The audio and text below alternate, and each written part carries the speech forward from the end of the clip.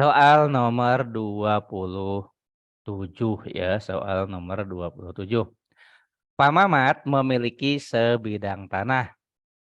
Seperempat bagian dari tanah tersebut dibuat kolam ikan. 2/5-nya atau 2/5 bagian ya dari tanah tersebut di sini 2/5-nya ya dipasang keramik dan sisanya ditanami rumput. Luas tanah yang ditanami rumput adalah 14 meter persegi. Nah, pertanyaannya adalah, nah, jadi pertama ya, kita harus memisalkan dulu ya. Jadi pertama kita misalkan dulu bahwa si luas tanah yang dimiliki Pak Mamat ini adalah A ya. Jadi kita misalkan, tapi kalau mau misalkannya B atau X dan sebagainya bisa ya. Jadi misalkan ya, misalkan luas ya, luas bidang tanah yang dimiliki Pak Mamat adalah A ya, adalah A ya, A meter persegi. Nah, yang pertama perhatikan nih, seperempat bagian dari tanah tersebut dibuat kolam ikan ya. Nah, jadi kolam ikan itu menempati porsi ya seperempat bagian ya, berarti seperempat A ya. Nah, kemudian berikutnya lagi 2/5 bagian dipasang keramik ya. Jadi dipasang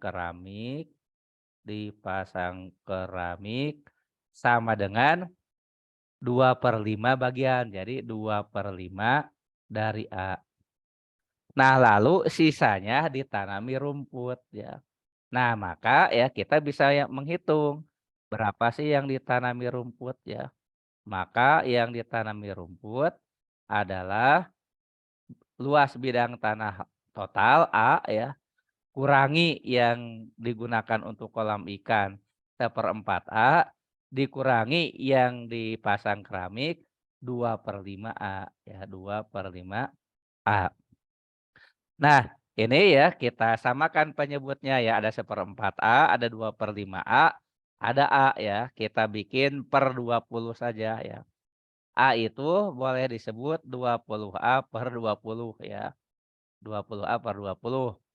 Seperempat A ya, seperempat A itu adalah 5A per 20 ya. 5A per 20 ini disamakan suaranya ya.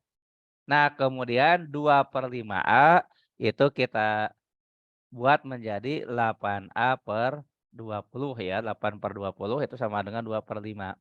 Nah, nanti dapatnya ya 20A kurang 5A kurang 8A. Dapatnya adalah 7A per 20 ya. Jadi 7/20 bagian dari bidang tanah Pak Mamat itu ditanami rumput. Nah, menurut soal luas tanah yang ditanami rumput 14 meter persegi. Nah, berarti ya karena disebutkan luas tanah yang ditanami rumput 14 meter persegi ya. Jadi kita perhatikan bagian ini ya. Nah, ini bagian ini luas tanah yang ditanami rumput ya. Nah, ini udah ada di sini. Nah, katanya berapa? 14 meter persegi. Padahal barusan sudah kita hitung, luas tanah yang ditanami rumput itu adalah 7A per 20 bagian ya. Jadi kesimpulannya adalah 7A per 20, 7A per 20 itu adalah 14 meter persegi. Nah, maka dari sini A sama dengan A itu adalah luas tanah yang dimiliki oleh Pak Mamat, yaitu 20/7 ya, 20/7 dikali 14 meter persegi ya. Nah, sehingga dapatnya 40 meter persegi. Ini adalah luas tanah Pak Mamat ya. Nah, yang ditanyakan ya, yang ditanyakan bukan luas tanahnya. Yang ditanyakan adalah luas kolam ikan. Nah, berdasarkan data di soal, luas kolam ikan adalah seperempat bagian atau seperempat A. Seperempat A berarti seperempat kali 40 meter persegi. Jadi jawabannya 10 meter persegi. Nah, itulah jawaban untuk soal nomor 27 ya, yang di TO kemarin dianggap merupakan soal yang paling sulit ya. Jadi itu nomor 27. Nah, silakan ya kalau ada pertanyaan dulu ya. Kalau mau dicatat ya silakan dicatat atau screenshot ya. Nah, kemudian di sini ada yang bertanya mungkin Bapak telat menjawabnya. Nah, ini halaman berapa?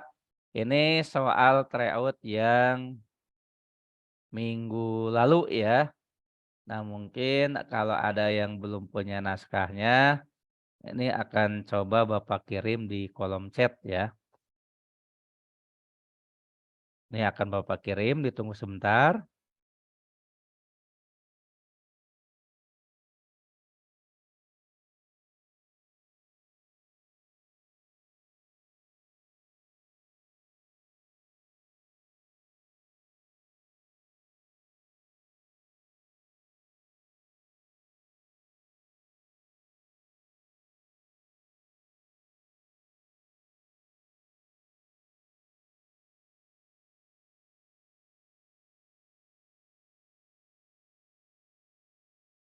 Nah, ini untuk soalnya sudah Bapak kirimkan di kolom chat, mohon dicek ya. Nah, setelah nomor 27 ya, kita berikutnya ya akan membahas soal nomor 23 ya. Nah, jadi kalau berdasarkan ya data yang tadi ya, berdasarkan data statistik yang tadi ya, diketahui bahwa soal berikutnya ya setelah nomor 27 yang dianggap merupakan soal yang paling susah adalah 23, kemudian 24 ya. Berikutnya 30. Jadi 27, 23, 24, 30. Jadi berikutnya ya langsung kita lihat 23 dan 24. Jadi ini statistiknya Bapak close lagi. Langsung kita tampilkan soal nomor 23.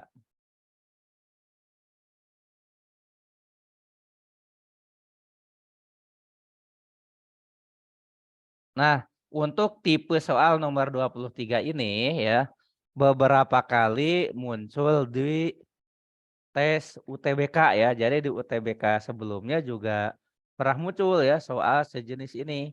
Soal sejenis nomor 23 ya. Nah, langsung saja kita lihat soalnya seperti apa. A mendapatkan gaji tetap 4.500.000 per bulan dengan bonus berkisar 300.000 sampai dengan 800.000 ya. Lalu gaji yang didapatkan B adalah sebesar 1.250.000 per minggu. Sebagai penjual kopi, C menjual 15 sampai 20 gelas kopi per hari dengan harga 10.000. Jika 1 bulan dihitung 28 hari ya atau 4 minggu ya. Nah, maka pernyataan mana yang pasti benar ya?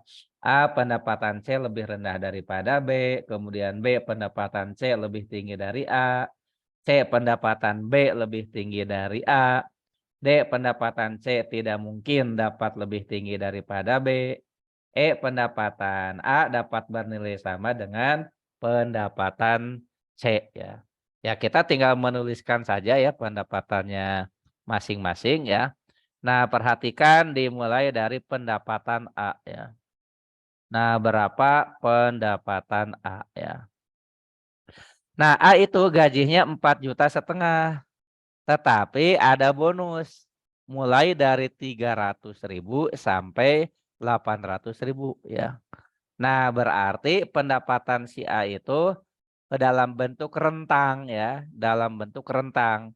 Paling rendahnya adalah 4,5 juta tambah bonus 300. Jadi paling rendahnya adalah si A itu 4,8 juta ya, 4,8 juta. Rentangnya sampai dengan 4,5 juta dan dapat bonus 800 ya. Kalau dia dapat bonus 800.000, nah itu menjadi 5,3 juta ya. Pak, dari mana 5,3 juta? Pendapatan tetapnya 4,5 juta, bonusnya maksimum 800.000 ya.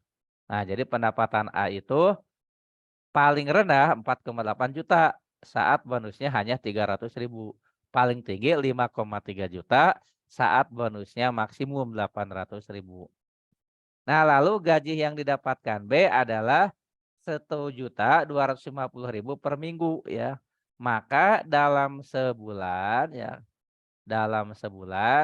pendapatan B adalah 4 ya, 4 minggu kali gaji per minggunya 1.250.000 ya. Nah, maka pendapatan si B itu 5 juta ya, pas kalau ini ya. Jadi ini 5 juta ya. 5 juta pas. Itu untuk pendapatan si B ya. Nah, lalu bagaimana pendapatan C? Pendapatan C, C ini ya sebagai penjual kopi menjual 15 kopi per hari ya dengan harga satuan 10.000. Nah, lalu satu bulannya dihitung 28 hari ya. Nah, maka ya si pendapatan si C itu minimumnya itu adalah 28 hari ya, minimumnya 28 hari kali ya 15 gelas kopi dikali dengan 10.000 ya, kali 10.000 ya. Nah, sampai ya kisarannya ya 28 kali. Nah, ini maksimumnya adalah kalau seharinya dapat 20 gelas kopi terjual. 20 kali sama satu gelasnya 10.000 ya. Nah, maka yang depan itu ya 28 kali 15 ya kali 10.000 ya. Kalau kita hitung nanti jatuhnya 4,2 juta ya. Ini 4,2 juta, 4.200.000 ya. Sampai dengan 28 kali 2 ya, 56. Jadi sampai 5,6 juta ya. Jadi sampai 5,6 juta.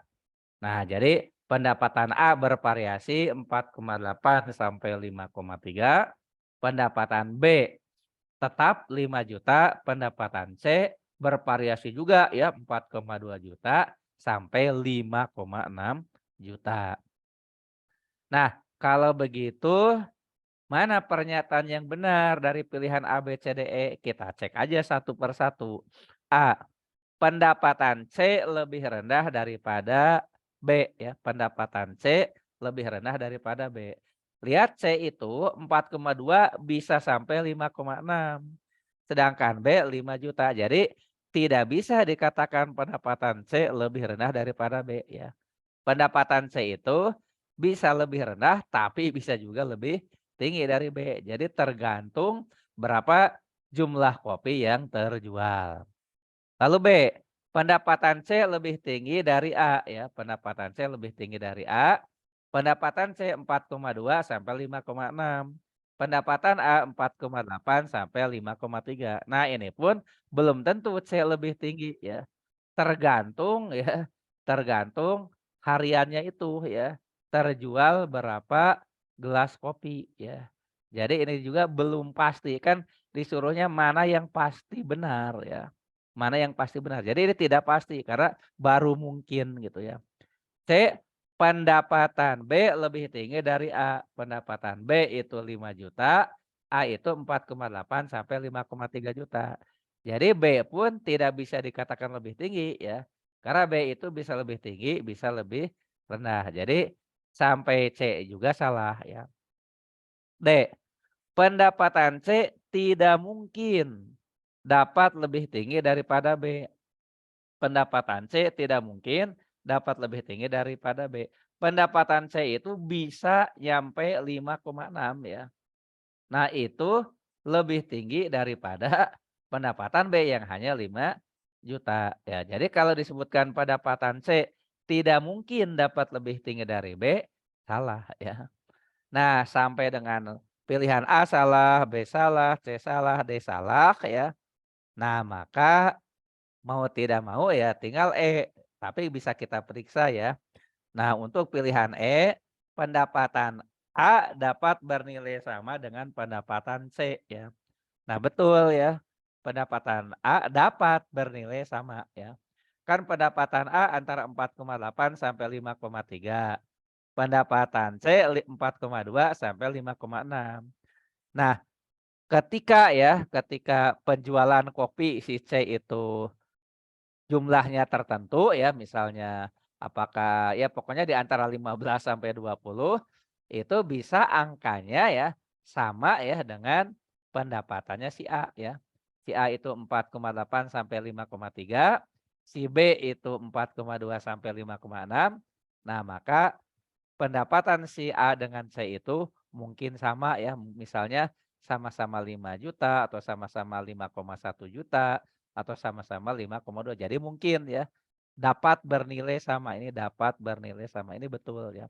Jadi untuk soal nomor 23 jawaban yang kita pilih adalah E, yaitu 23. Nah silakan ya kalau mau dicatat dulu ya. Nah, setelah ini kita akan bersiap-siap ya dengan soal berikutnya yang soal nomor 3 tersulit menurut versi statistik TO kemarin yaitu nomor 24 ya. Jadi kita siap-siap dengan 24. Bapak copy dulu ya soalnya nomor 24.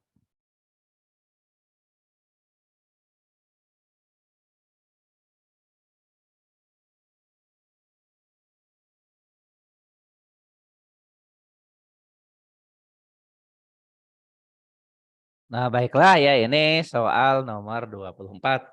Nah, sebelumnya kepada adik-adikku semua ya, siswa-siswi SSC para pejuang UTBK ya, bagi yang baru bergabung, selamat bergabung ya. Tetap bersemangat ya, tetap berikhtiar. Semoga apa yang kita cita-citakan bisa tercapai. Nomor 24. Komposisi air dan klorida di dalam cairan pembersih lantai adalah 16:4 ya. Komposisi air dan klorida dalam cairan pembersih lantai adalah 16:4. Jadi pembersih lantai ya buat ngepel itu, nah terdiri dari air dan klor ya. Airnya 16 bagian, si klornya 4 bagian. Jika untuk membersihkan ruangan seluas 450 meter persegi dibutuhkan 6 liter cairan pembersih, maka volume klorida yang dibutuhkan untuk membersihkan 1.350 meter persegi ruangan adalah berapa liter. Nah ini adalah perbandingan senilai ya. Nah ini sebetulnya ya disebutkan ya komposisi ini kan kita punya cairan pembersih lantai ini ya. Jadi kita punya cairan pembersih lantai. Nah untuk cairan pembersih lantai ini ya diketahui ya air berbanding kloridanya ya. Air berbanding klorida ya. Air berbanding kloridanya itu 16:4 ya. Nah ini kita sederhanakan saja ya, menjadi 4:1 ya. Jadi air banding kloridanya 4:1. Jadi 4 bagian air, 1 bagian klor. Artinya untuk cairan pembersihnya adalah 5 bagian ya. Jadi airnya 4 bagian, klornya 1 bagian, totalnya cairan pembersih adalah 5 bagian ya. Nah, disebutkan di sini ya, kalau 450 meter persegi ruangan ya, 450 meter persegi ruangan. Nah, itu setara ya atau membutuhkan 6 liter ya. 6 liter cairan pembersih ya. 6 liter cairan pembersih. Nah, maka kalau kita punya 1.350 meter persegi ruangan ya.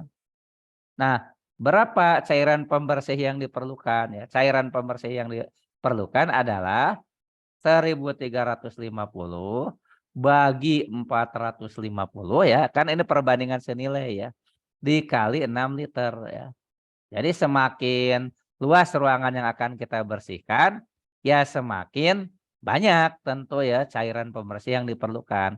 Nah, 1.350 itu ya, itu kalau dibagi 450 tepat 3 ya. Jadi 3 kali 6 liter ya. Nah, berarti cairan pembersih yang dibutuhkan itu adalah 18 liter ya. Nah, cairan pembersih yang 18 liter itu komposisinya adalah air 4 bagian ya, air 4 bagian, sedangkan klornya 1 bagian ya. Klornya 1 bagian.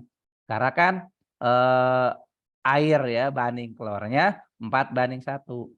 Nah, klor itu 1 bagian. Nah, 1 bagian dari 18 liter itu berapa ya? Nah, ini sama dengan 1 dari totalnya 5 ya. 5-nya dari mana, Pak? Klor 1 bagian, air 4 bagian. Jadi cairan pembersihnya 5 bagian ya. Ini teh 5 bagian ya. Nah, jadi 1/5 kali 18 liter. Nah, maka jumlah klor di dalam 18 liter cairan pembersih adalah 3,6 liter ya. Nah, dengan demikian untuk soal nomor 24 jawabannya adalah E, 3,6 liter ya. Nah, itu untuk soal nomor 24. Nah, silakan ya kalau mau dicatat dulu atau ada pertanyaan dulu dan kita siap-siap ya dengan urutan soal tersulit berikutnya ya, yaitu soal nomor 30 ya. Jadi urutannya tadi 27, 23, 24, berikutnya adalah 30 ya.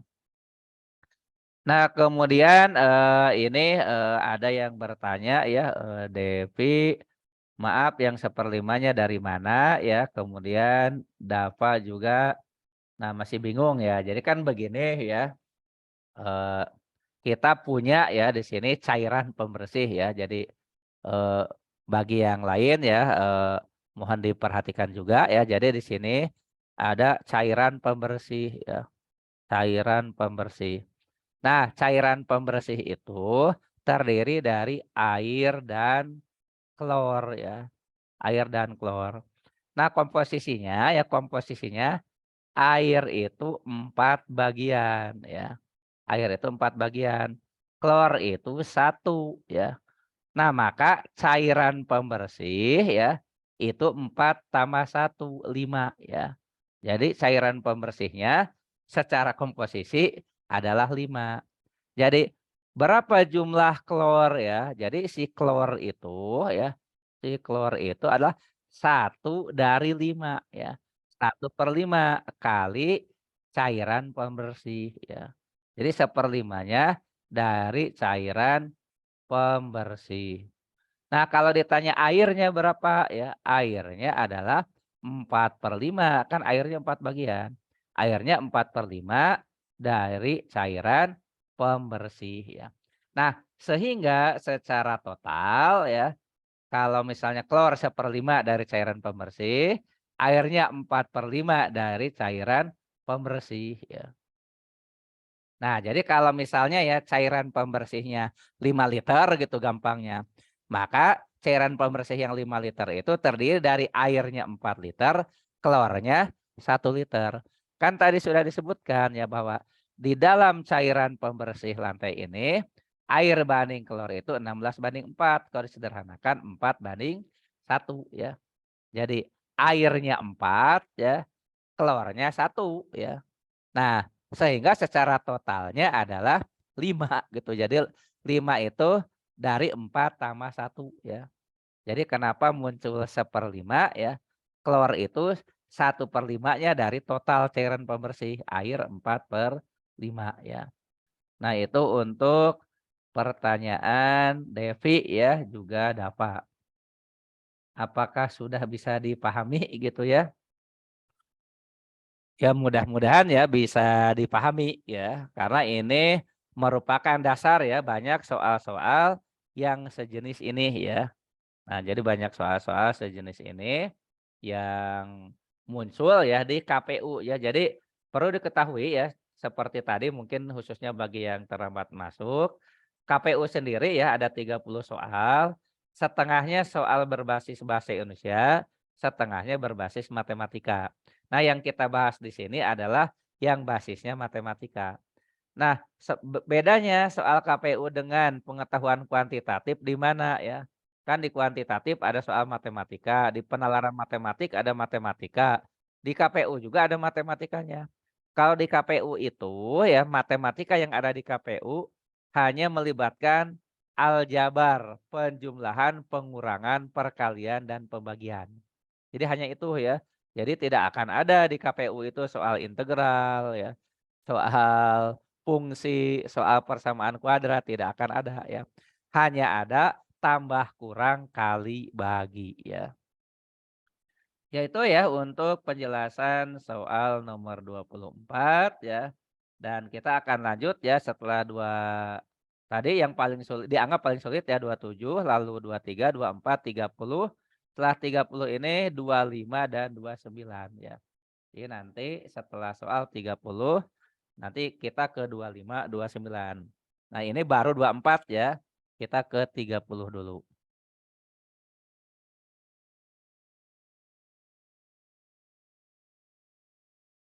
Kita ambil dulu soal nomor 30.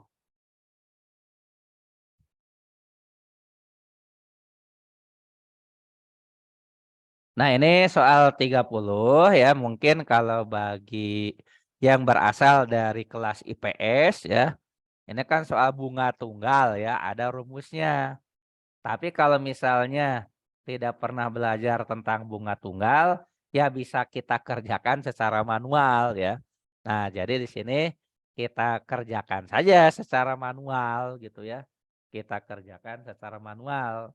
Karena ini tidak sulit ya. Sekali lagi kan ini soal KPU itu hanya tambah kurang kali bagi ya. Nomor 30. Fahriza meminjam uang untuk modal usahanya sebesar 25 juta kepada KSP Sumber Makmur ya. KSP itu biasanya artinya koperasi simpan pinjam ya. Fahriza meminjam uang untuk modal usahanya sebesar 25 juta kepada koperasi simpan pinjam Sumber Makmur. Pinjaman tersebut akan dilunasi dalam waktu 10 bulan dengan bunga tunggal 12% per tahun ya. Nah, jadi kalau bunga tunggal itu artinya setiap bulannya tetap bunganya ya. Nah, besar angsuran tiap bulan yang dibayar Fahriza adalah, nah perhatikan ya bahwa si Fahriza ini akan melunasi utangnya dalam 10 bulan. Bunganya ya 12% per tahun. Kita terjemahkan dulu bunganya ya. Nah, ini bunga tunggal ya, bunga tunggal 12% per tahun ya, 12% per tahun. Nah, 12% per tahun ini bisa diterjemahkan ya sebagai 12% per 12 bulan ya, per 12 bulan. Kan per tahun itu per 12 bulan ya. Jadi kalau 12% per 12 bulan sama saja dengan 1% per bulan ya. Jadi 1% per bulan. Nah, 1% per bulan ya. Nah, si Fahriza ini kan akan melunasi utangnya dalam 10 bulan ya. Nah, jadi dalam 10 bulan ya, dalam 10 bulan bunga yang harus dibayarkan itu ya bunga total yang harus dibayarkan, ini bunga total itu maksudnya bunga dalam 10 bulan ya. Bunga total yang harus dibayarkan itu 10% berarti ya, karena kan 1% per bulan berarti 10%. Berapa bunga total dalam 10 bulan itu? 10/100, 10/100 itu 10% kali, ya dia pinjamnya berapa? 25 juta ya, 25 juta ya. Nah ini 25 juta. 10/100 ya atau 10% atau 1/10 dari 25 juta adalah 2,5 juta ya. Jadi 2,500,000 ya. Nah dengan demikian ya, total pokok pinjaman dan bunga ya. Jadi kan ada pokok pinjaman 25 juta, bunga 2,5 juta. Maka total ya, total pokok pinjaman atau pinjaman utama ya, plus bunga ya. Nah itu jadinya pokoknya 25 juta, bunganya 2,5 juta. Jadi dapatnya 27 juta ya kan, 25 tambah 2,5, 27,500,000 ya. Nah 27,500,000. Nah ini harus dicicil dalam 10 bulan ya. Nah ini dicicil ya, dicicil dalam 10 bulan. Nah maka cicilan per bulan berapa? Ya 27,500,000 bagi 10 ya. Jadi 27,500,000 ya. Kemudian kita bagi ya. Kita bagi dengan 10 ya. Kita bagi dengan 10. Nah, nanti dapatnya adalah 2,750,000 ya.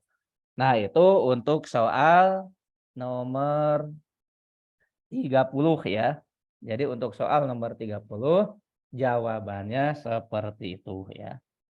Jawabannya adalah E ya, 2,750,000. Nah, ini jawabannya E ya, 2,750,000. Nah, silakan diamati dulu untuk dipahami ya. Diamati dulu untuk dipahami. Nah, sambil melihat atau men-screenshot ya atau mencatat jawaban nomor 30, soal berikutnya yang akan kita bahas sesuai urutan tadi ya. Sesuai urutan tingkat kesulitan. Berikutnya adalah soal nomor 25 ya. Jadi siap-siap soal nomor 25. Nah, bagi yang belum punya soalnya, tidak pegang soalnya, nah ini akan Bapak kirim ulang di kolom chat ya. Tadi sudah dikirim, hanya bagi yang baru masuk silakan dicek kembali ya. Di kolom chat sudah dikirimkan. Ini sebentar. Ternyata dikirimkannya salah ke personal ya. Belum ke setiap orang ya. Kita kirim ulang ya. Nah, ini kita kirim ulang. Nah, ini sudah dikirim ulang ya, silakan dicek. Nah, baiklah ya, kita akan ambil soal nomor 25 ya. Nah, ini soal nomor 25 juga. Ini termasuk soal favorit ya tentang usia-usiaan ya. Tentang usia ini merupakan soal yang favorit di UTBK. Ataupun kalau di tes yang lain, tes potensi akademik ya. Nomor 25, 4 tahun yang akan datang jumlah umur kakak dan adik adalah 9 kali selisihnya. 4 tahun yang akan datang jumlah umur kakak dan adik adalah 9 kali selisihnya. Sekarang umur kakak 4 tahun lebih dari umur adik. Umur adik sekarang adalah berapa ya? Nah, jadi di sini kita bicara umur kakak dan umur adik. Ini kita misalkan dulu ya. Jadi kita misalkan umur sekarang ya. Misalkan umur sekarang atau umur saat ini. Nah, untuk Kakak ya, untuk Kakak kita beri nama saja umurnya Kak ya. Dan untuk adik umurnya adalah A ya. Jadi Kakak ya umurnya K, adik umurnya A. Nah, itu umur sekarang ya. Nah, kalau 4 tahun yang akan datang ya, 4 tahun yang akan datang, 4 tahun yang akan datang ya, 4 tahun yang akan datang. Nah, umur Kakak itu ya sudah bertambah ya. Umur Kakak ya menjadi K ditambah 4 ya. Nih K ditambah 4. Nah, umur adik ya juga sama, A ditambah 4 ya, adik A tambah 4. Nah, sekarang kita gunakan data di kalimat pertama soal ya. Nah, kalimat pertama soal itu mengatakan begini, 4 tahun yang akan datang, jumlah umur kakak dan adik ya, jumlah umur kakak dan adik berarti Kak tambah 4 ditambah adik A tambah 4 ya. Nah, ini 4 tahun yang akan datang ya, jumlah umur kakak ya, jumlah umur kakak dan adik ya, sama dengan 9 kali selisihnya. 9 ya, 9 kali selisih. Nah, tentu kakak lebih gede ya, jadi 9 kali selisihnya. Kak tambah 4 ya, dikurangi ya, kurangi A tambah 4 ya. Nah, itu ya secara matematiknya ya. Nah, yang ruas kiri menjadi apa? K tambah A ditambah 8. Yang ruas kanan ini 9 kali. Yang di dalam kurungnya ya. K tambah 4 kurangi A kurang 4. Jadi 4-nya hilang ya. 4-nya hilang. Jadi K dikurangi dengan A ya. 9 kali K kurang A ya. Nah, maka di sini akan kita dapatkan K ditambah A tambah 8 adalah 9K min 9A. Nah, 9K min 9A. Nah, yang A ya, yang A kita pindahkan ke sebelah kiri ya. Nah, yang A kita pindahkan sebelah kiri. Jadi nanti akan kita dapatkan ya bahwa A tambah 9A ya. A tambah 9A. Nah, yang K sama yang 8 tuh kita pindahkan ke kanan ya. 9K ya, 9K min K min 8, min K min 8. Maka dapatlah persamaan ya 10A adalah 8K ya. 8K min 8 ya. Jadi 10A, 8A, 8K min 8. Nah, kalau kita sederhanakan ya 5A, kita sederhanakan 5A adalah 4K min 4. Anggap saja ini persamaan 1 ya. Anggap sebagai persamaan 1. Nah, eh, satu lagi ya. Sekarang umur kakak 4 tahun lebih dari umur adik ya. Sekarang umur kakak 4 tahun lebih dari umur adik. Nah, itu berarti ya, kalau yang menyatakan itu ya. Nah, ini yang kata sekarang ya. Sekarang K adalah A ditambah 4 ya. Jadi umur kakak itu ya 4 tahun lebih dari umur adik. Jadi tulisnya K adalah A plus 4. Nah, ini persamaan 2. Nah, lalu persamaan satu dan 2 ya kita selesaikan. Boleh substitusi, boleh eliminasi. Karena yang ditanya umur adik ya. Nah, K-nya kita ganti dengan A plus 4 ya. Jadi kita pakainya substitusi aja ya. Jadi substitusi itu diganti ya. Substitusi 2 ke 1 ya. 2 ke 1. Nah, 1 itu kan 5A adalah 4K min 4 ya. Jadi 5A adalah 4K. 4K min 4 ya. Nah, kita ganti 5A adalah 4 kali K-nya kita ganti dengan A plus 4 min 4. Nah, nanti ya dapatnya 5A adalah 4A plus 16 min 4 ya. Nah, dari sini akan kita dapatkan 5A sama 4A plus 16 min 4. 4A-nya pindahkan ke kiri ya. Jadi 5A kurang 4A dapatnya A. sama dengan 16 min 4 adalah 12. Maka usia adik sekarang adalah 12 tahun ya. Usia adik sekarang adalah 12 tahun. Nah, itu ya untuk soal nomor 25 ya. Nah, bagi yang tadi belum mendapatkan apa namanya? Tadi soal ya sudah ya akan Bapak kirimkan kembali ya. Mohon ditunggu.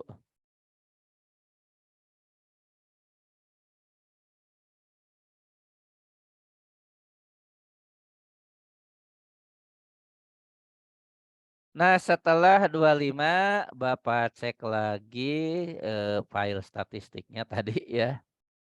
Setelah 25 itu 29 dan 18 ya. 29 dan 18. Nah, baiklah ya kita munculkan atau ada pertanyaan dulu ya. Nah, kita muncul 29 dan 18 ya. Jadi Bapak ambil dulu 29 ya.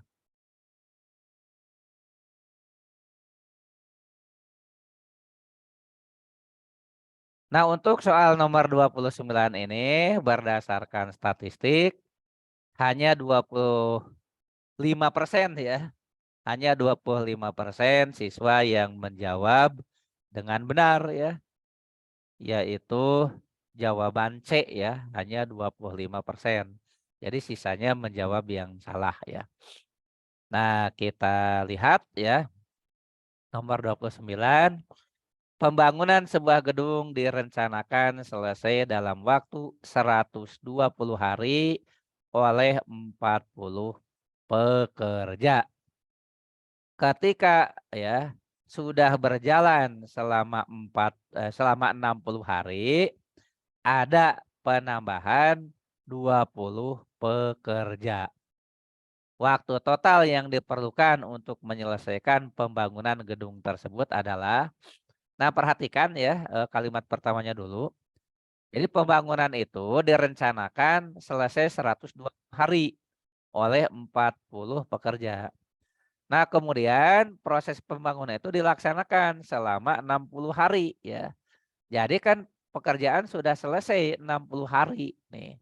Nah, jadi waktunya ya T itu ya pasti T itu ya jadi gini ya.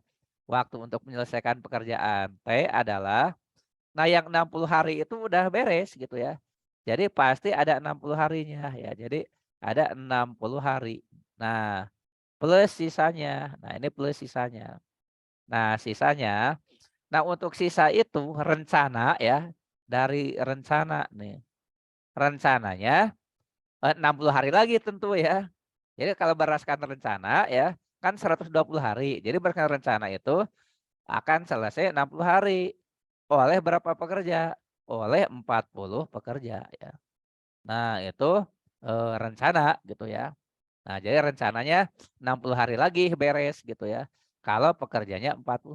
Nah, ini ya pekerjanya ditambah 20. Jadi di sini ada rencana, ada realisasi ya. Nah, realisasinya berapa hari? Akan kita hitung ya. Nah, dengan jumlah pekerja yang asalnya 40 sekarang ditambah 20. 60 pekerja ya. 60 pekerja. Jadi ya, yang 60 hari itu udah pasti gitu ya. Yang 60 hari ini udah pasti karena udah selesai pekerjaannya. Nah, yang sisanya direncanakan 60 hari kalau pekerjanya 40. Nah, sekarang pekerjaannya nambah jadi 60 ya. Maka realisasinya berapa hari? Kita beri nama saja X hari ya. Kita beri nama X hari gitu. Jadi X-nya kita cari. Nanti kita jumlahkan dengan 60. Nah, tolong ya diperhatikan bahwa untuk proses pengerjaan apa namanya? Pekerjaan sesuatu ya oleh pekerja itu merupakan perbandingan terbalik ya. Perbandingan terbalik ya. Jadi perbandingan terbalik itu maksudnya gini. Misalnya rencana perealisasi ya. Rencana perealisasi kita bagi nih 60 per X gitu ya. Rencana perealisasi untuk hari 60 per X. Nah, ketika untuk pekerja tidak sama dengan 60 per X itu 40 per 60 karena berbanding terbalik ya. Nah, ini sama dengan 60 per 40. Jadi yang ini ya, ini gitu ya. Yang ini pakai data yang ini ya. Jadi 60 per X ya. Nah, kalau yang 60 per 40-nya pakai data yang sebelah sini. Tapi harus berbanding terbalik. Jadi kalau yang sebelah kiri ya, yang kuning ya, kuning kiri itu 60 per X ya. Kalau yang kanan bukan 40 per 60 tapi dibalik 60 per 40. Maka dari sini sudah jelas 60 per X adalah 60 per 40. Maka X-nya 40 hari ya. Nah, oleh karenanya si pekerjaan tersebut selesai berapa hari? 60 hari sudah dikerjakan tambah yang direncanakan 40 apa 60 hari. Nah, lebih cepat sekarang menjadi X hari yaitu 40. Jadi total waktu untuk menyelesaikan pembangunan gedung tersebut menjadi 100 hari ya. Jadi untuk nomor 29 jawabannya jelas ya, yaitu C, 100 hari ya.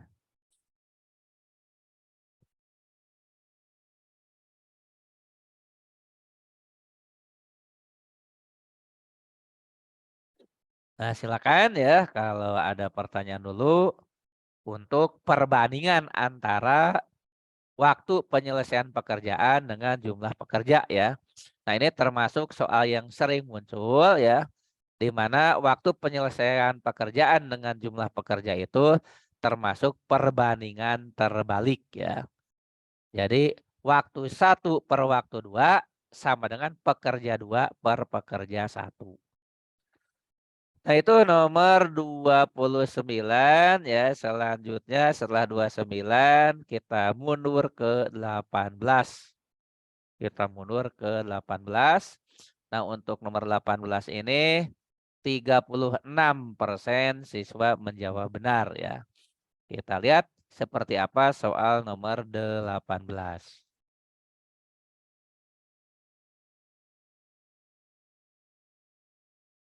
Nah, ternyata soal nomor 18 itu soal penarikan kesimpulan ya.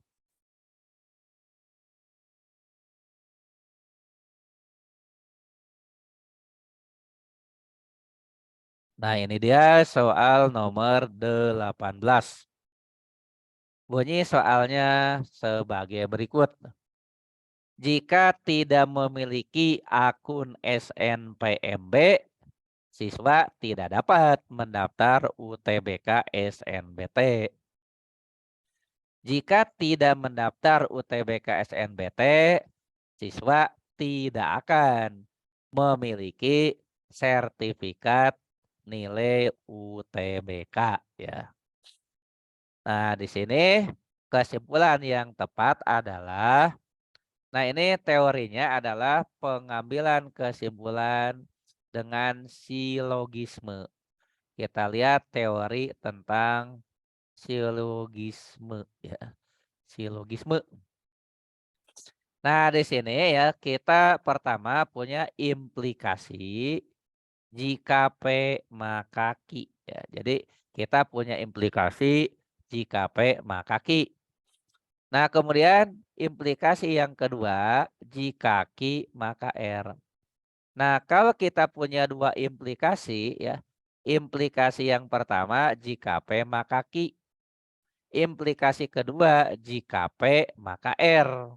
Maka kesimpulan dari kedua implikasi ini adalah jika P maka R ya. Jika P maka R. Nah, ini yang disebut sebagai penarikan kesimpulan dengan silogisme. Nah, sekarang kita perhatikan ya soalnya. Nah, kita perhatikan soalnya. Ini akan Bapak copy ya ke sebelah kanan. Nah, ini jika tidak memiliki akun SPMB. Nah, tidak memiliki akun SPMB itu disebut P ya. Jadi tidak memiliki akun SPMB ya. Nah, ini. Nah, itu disebut P ya. Maka siswa tidak dapat mendaftar UTBK SNBT, itu namanya KI ya. Nah, jadi yang ini ya dari sini sampai nyambung ke sini. Nah, ini kita sebut sebagai KI ya, kita sebut KI. Jadi jika tidak memiliki akun SNPMB, siswa tidak dapat mendaftar UTBK SNBT. Nah, kemudian ya implikasi yang kedua, jika tidak mendaftar UTBK SNBT ya. Nah, jika ini ya, jika tidak mendaftar UTBK SNBT. Nah, tidak mendaftar UTBK SNBT itu kan KI gitu ya. Jadi ini masih KI nih. Nah, ini adalah ini KI ya, ini KI. Siswa tidak akan memiliki sertifikat nilai UTBK. Nah, siswa tidak akan memiliki sertifikat UTBK itu disebut sebagai R ya. Nah, maka kesimpulannya adalah jika P maka R ya. Nah, kalau kita nyatakan dengan kalimat jika P maka R itu seperti apa? Nah, di sini akan Bapak ketik saja ya supaya lebih rapih ya. Nah, jadi kalau yang namanya jika P maka R, maka jawaban yang benar adalah jika tidak memiliki akun SNPMB ya, maka siswa tidak akan memiliki sertifikat nilai UTBK. Ini kesimpulan berdasarkan rumus silogisme ya. Jadi kesimpulan berdasarkan rumus silogisme dapatnya seperti itu. Nah, sekarang kita cek di jawaban ya. Kita cek di jawaban, jawaban yang mana yang bentuknya seperti itu. Jawaban yang mana yang menyatakan jika tidak memiliki akun SNPMB, maka siswa tidak akan memiliki sertifikat nilai UTBK ya. Jika tidak memiliki, jika tidak memiliki ya akun ya, jika tidak memiliki akun. Nah, tidak ada ya. Ternyata tidak ada ya. Nah, apakah pengambilan kesimpulannya salah? Bukan salah ya. Nah, jadi ternyata ada pengetahuan lain yang harus diketahui. Nah, ini tolong ya dicatat saja ini ya. Nah, jadi di dalam logika matematika ya, dan di dalam ilmu logika matematika diketahui bahwa yang namanya Bapak tulis di sebelah kiri saja ya di tempat yang warnanya putih. Nah, di dalam logika matematika yang namanya jika P maka R itu setara atau memiliki nilai kebenaran yang sama dengan jika negasi R maka negasi P ya. Nah, ini ada satu lagi bahkan ya. Ada satu lagi yaitu negasi P atau R ya. Jadi kalau kita punya ya, kita punya implikasi jika P maka R, ini kan namanya implikasi ya. Nah, implikasi jika P maka R, maka dia memiliki kebenaran yang sama dengan jika negasi R maka negasi P. Nah, itu tolong dihafalkan ya. Jika P maka R namanya implikasi. Jika negasi R maka negasi P disebutnya kontraposisi dari jika P maka R ya. Ini disebutnya kontraposisi. Jadi implikasi dengan kontraposisinya itu memiliki nilai kebenaran yang sama ya. Nah, jadi kalau misalnya ya tadi tidak memiliki akun SNPMB ya yang ini kita sebut sebagai P ya. Nah, ini jika tidak memiliki akun SNPMB itu adalah P ya. Nah, kemudian maka siswa tidak memiliki sertifikat nilai UTBK itu kita sebut sebagai R. Nah, maka kita coba ya cari jawaban yang bentuknya jika negasi R maka negasi P ya. Yaitu apa jika negasi R? Negasi R itu kebalikan dari eh, R ya. Jadi kalau R itu menyatakan siswa tidak memiliki ya siswa tidak memiliki sertifikat nilai UTBK, maka di sini jadi jika siswa memiliki ya, jika siswa memiliki sertifikat nilai UTBK ya, maka ya siswa memiliki akun ya. Karena kan P-nya tidak memiliki akun ya. Nah, negasinya itu memiliki akun SNPMB. Nah, itu ya. Nah, jadi tolong diperhatikan itu. Jadi ternyata ya jika P maka R memiliki kebenaran yang sama dengan jika negasi R maka negasi P ya. Nah, dengan demikian ya untuk soal nomor 18 ini kita memilih jawaban yang ya betul sekali ya jawaban B ya. Jawaban B. Jadi jika siswa memiliki sertifikat nilai UTBK, siswa memiliki sertifikat nilai UTBK itu negasi R namanya. Maka ia memiliki akun namanya negasi P ya. Nah, itu untuk soal nomor 18 ya. Untuk nomor 18 jawabannya seperti itu ya. Nah, silakan ya dibaca dulu ya.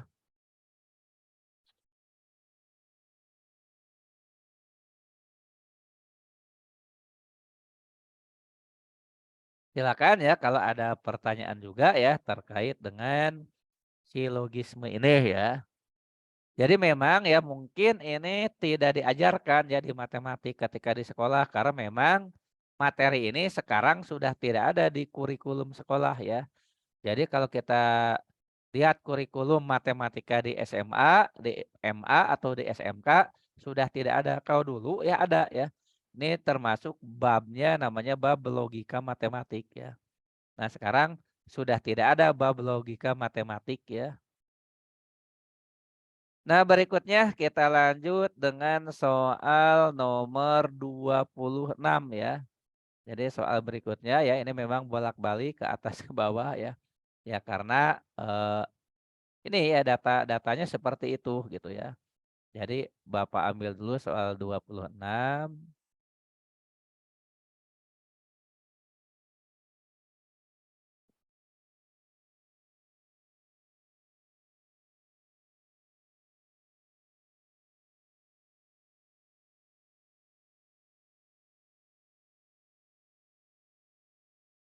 Nah, ini ya 26 ini baru soalnya.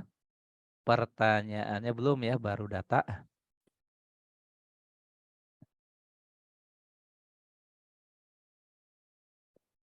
Nah, ini kita tampilkan pertanyaannya di sebelah kanan ya.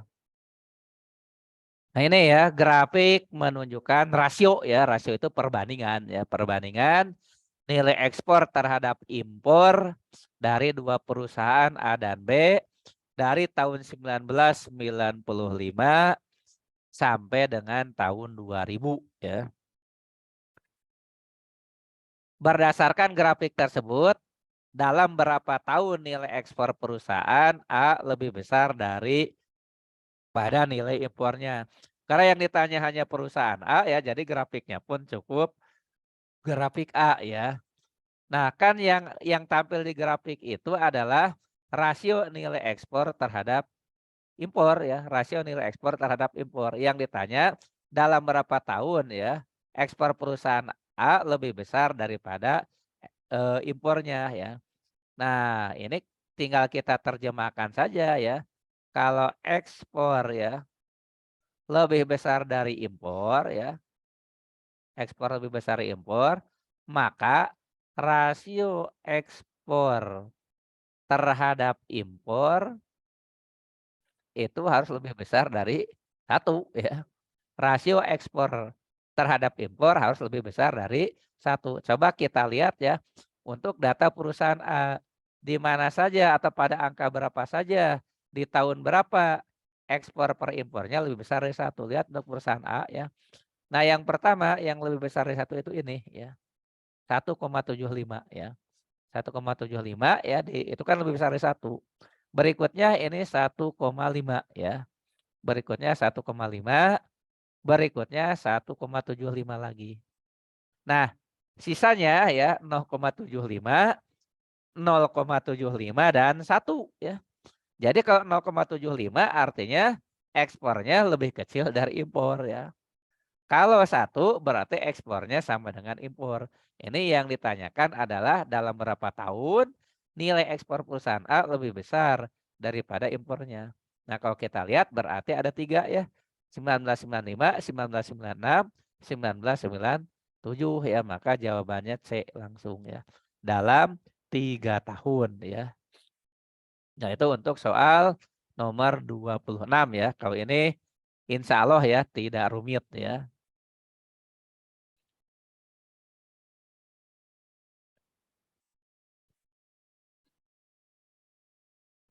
Nah, berikutnya ya akan kita lihat soal nomor 21 ya. Nah, nomor 21 ini juga merupakan langganan soal penalaran umum ya.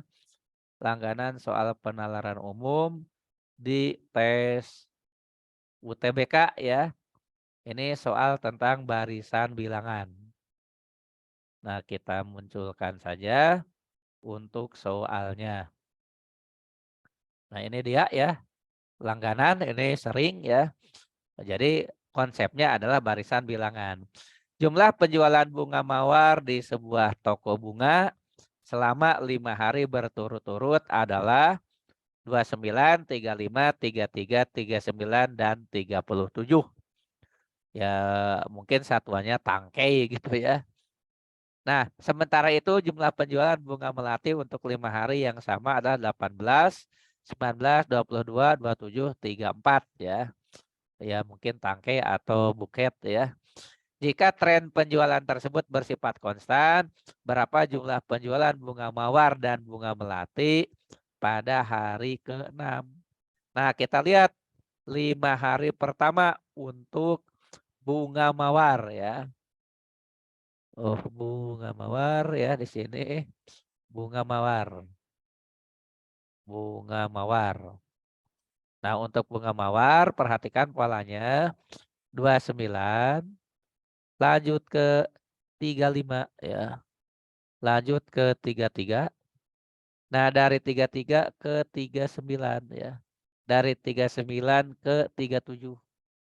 Nah, setelah 37 jadi berapa ya? Nah, ini polanya terlihat langsung ya, terlihat jelas. 29 ke 35 itu nambah 6 ya. 35 ke 33 kurang 2. 33 ke 39 nambah 6 lagi. 39 ke 37 dikurang 2 lagi ya. Nah, maka berikutnya ya, setelah 37 ya, ini adalah nambah 6 ya.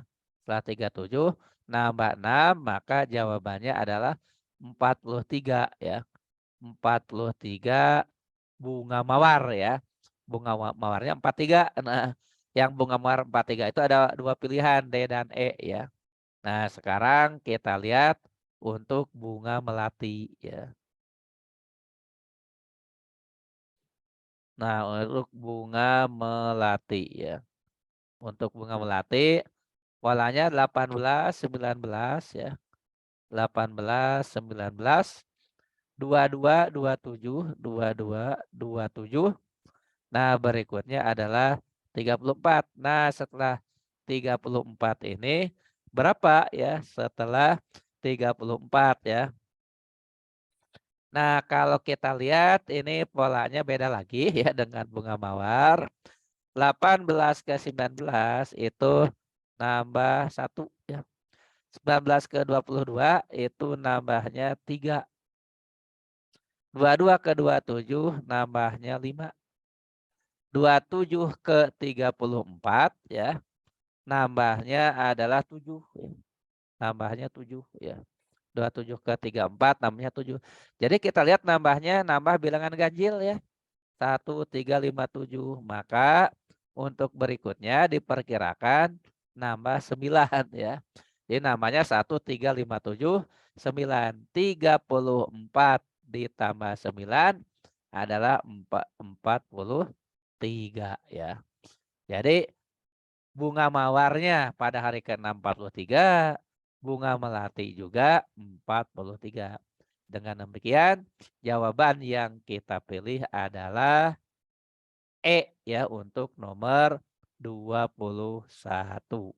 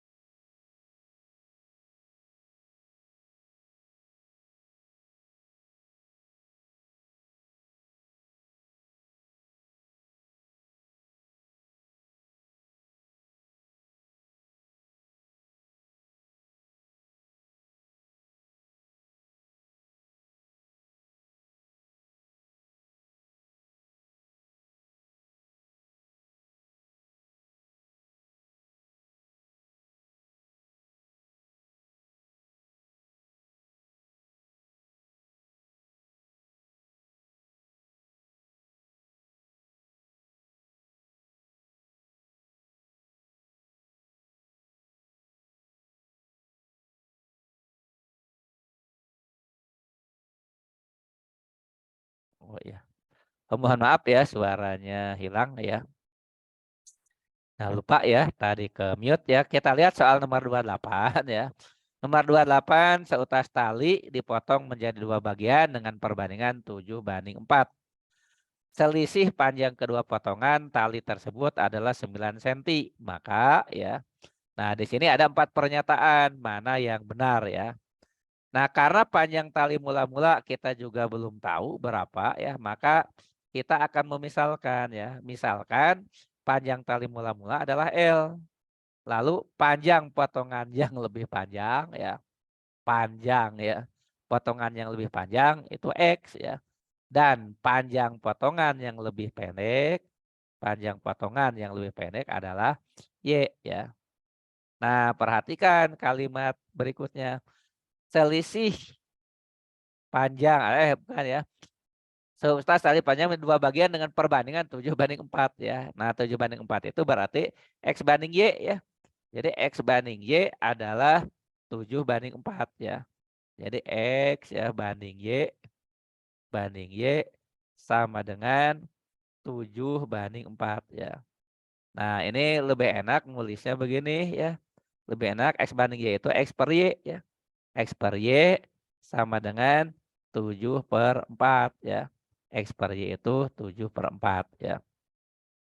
Nah, kemudian ya selisih panjang kedua potongan adalah 9 cm ya. Selisih panjang itu ya berarti X min Y ya. X min Y, X min Y sama dengan 9 cm. Nah, supaya mudah kita nyatakan saja dengan L ya. Nah, perhatikan ini mirip dengan yang tadi ada perperan ya, yang tadi nomor berapa ya. Nah, yang ada 1 bagian, 4 bagian, terus 5 bagian. Jadi yang pendek 7 bagian, yang panjang 7 bagian, yang pendek 4 bagian, maka totalnya 11 bagian ya. Nah, jadi ini, eee, kalau kita tuliskan di sini ya, ini kan X per Y itu 7/4 ya.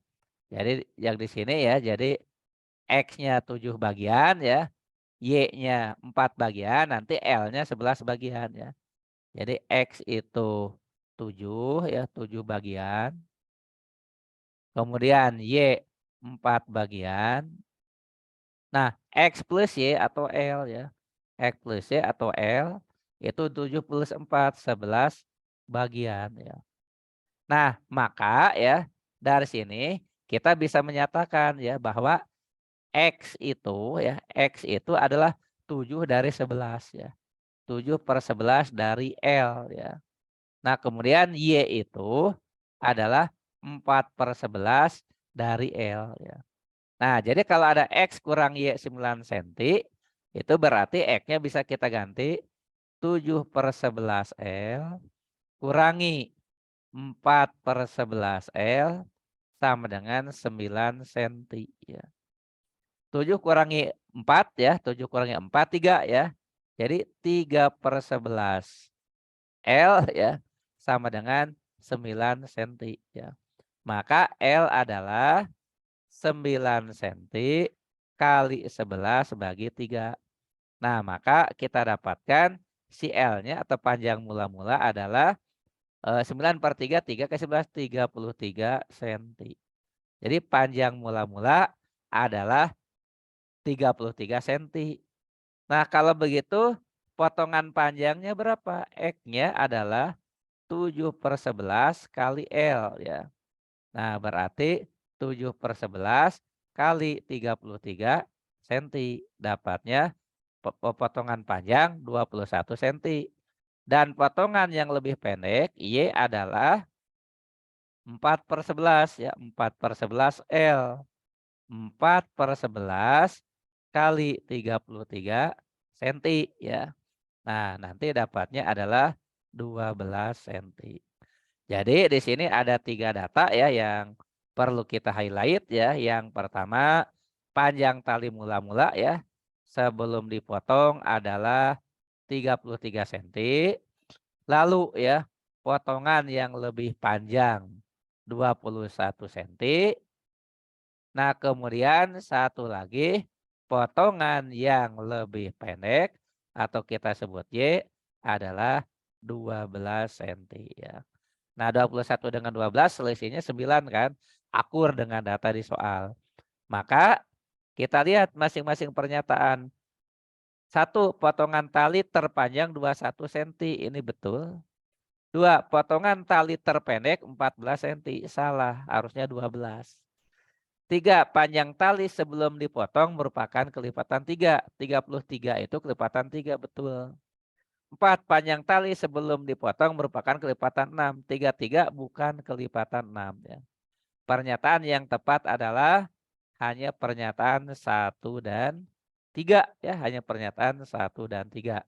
Jadi jawaban yang kita ambil adalah B ya. Nah, itu untuk soal nomor 28.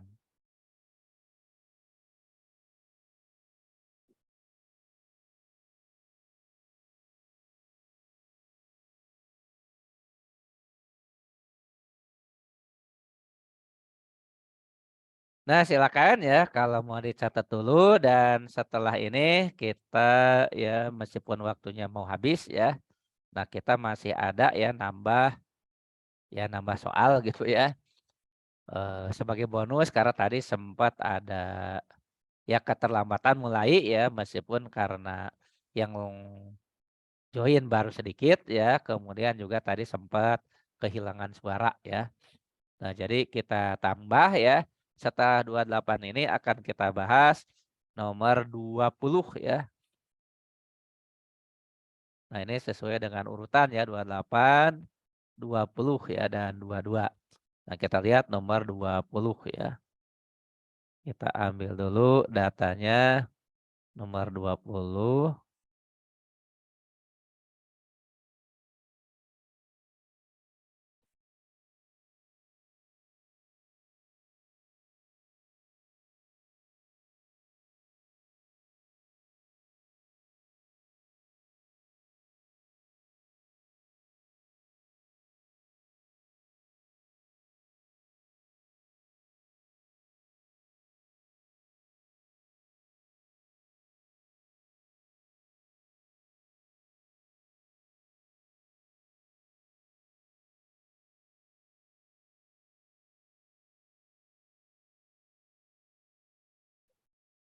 Nah, kita lihat nomor 20 ya. Untuk soal nomor 20, pertanyaannya adalah jika ada kebakaran hutan, maka hutan akan gundul.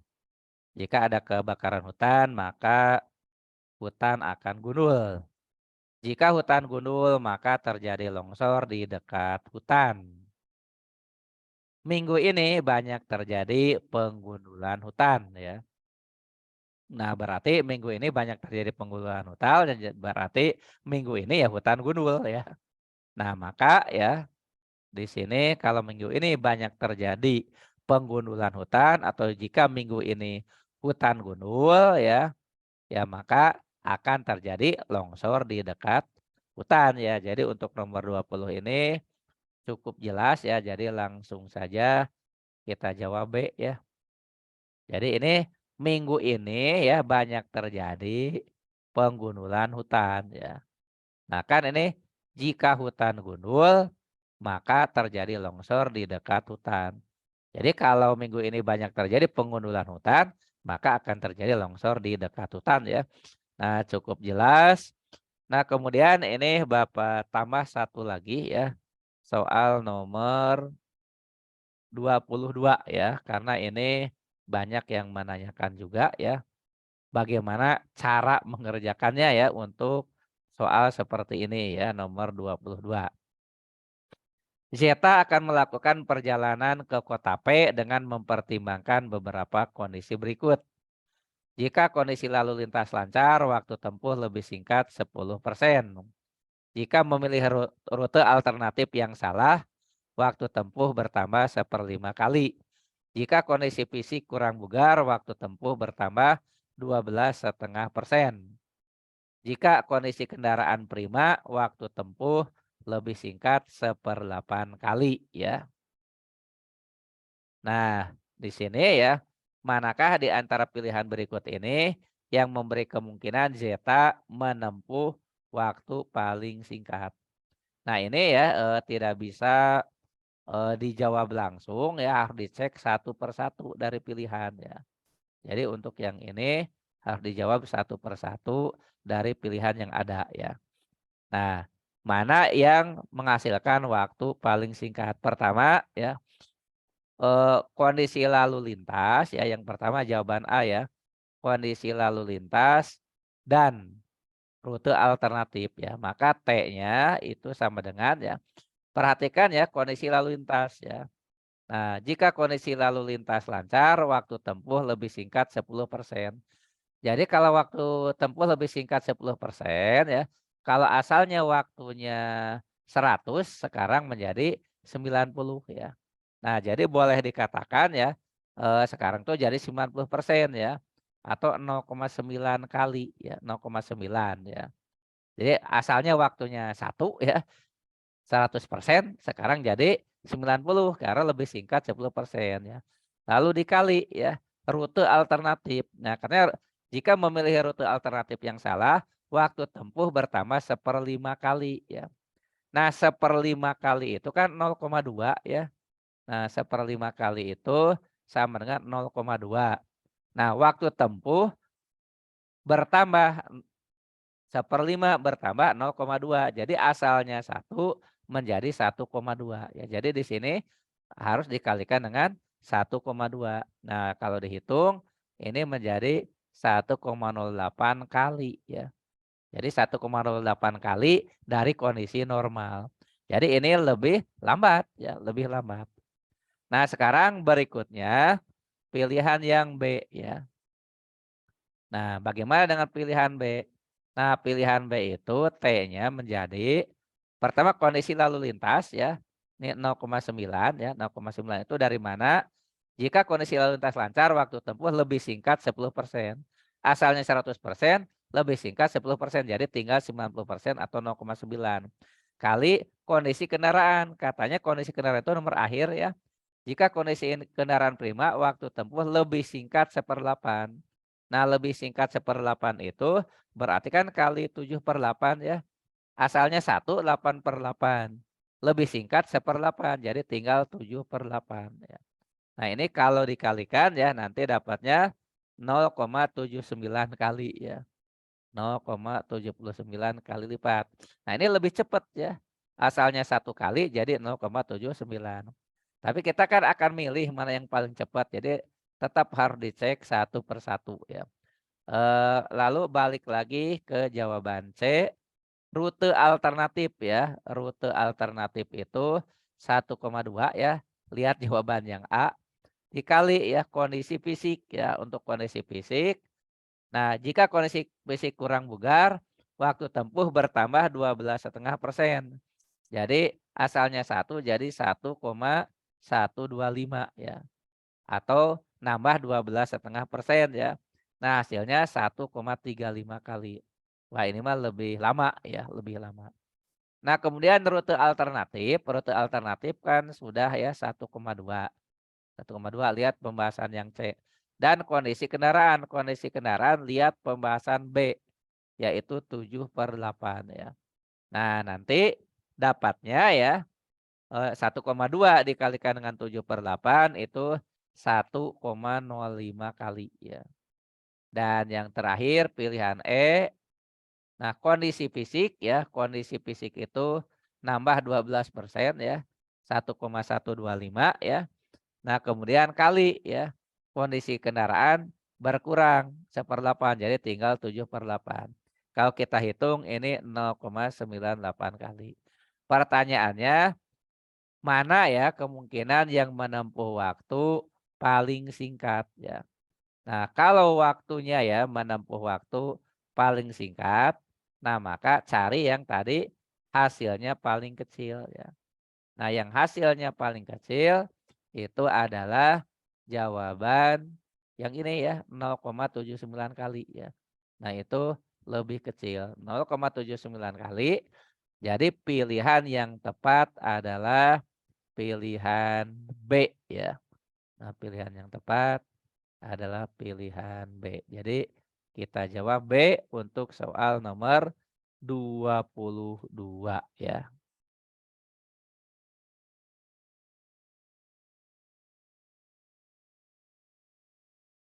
Nah, baiklah ya, karena waktunya sudah tidak memungkinkan lagi. Jadi untuk 3 soal terakhir, Bapak berikan kuncinya saja.